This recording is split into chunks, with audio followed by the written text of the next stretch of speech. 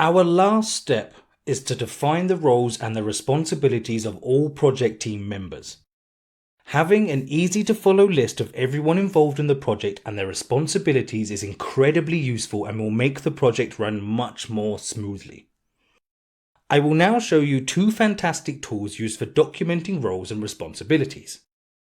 The first one is a simple list like this one. Easy enough, right?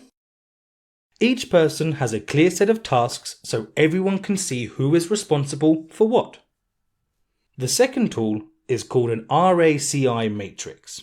It is slightly more complex, but it's easier to see who is involved with a particular task.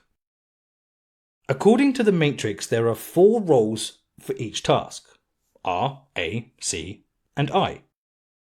The first is responsible, the person who is directly responsible for doing the work. Second is accountable, the person responsible for meeting the overall goal of the activity, with the project manager being accountable for most things. Third, we have consulted, the person who provides information, expertise, or support for an activity.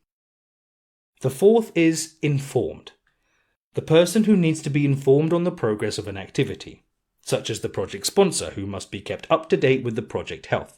Each tool has its benefits. The first being a high-level look, which is very practical and quick to create. It is people-orientated and shows who does what.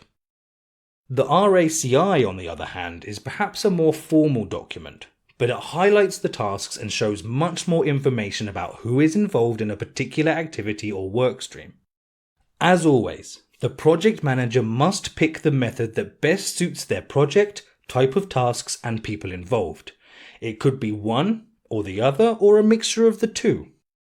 Now, there is just one more thing that can affect the trio of constraints: quality checks. Whatever the goal of the project, it must reach quality standards. So we're going to look in the next lesson at how the project manager will define these standards and how they're kept throughout the project. I'll see you there.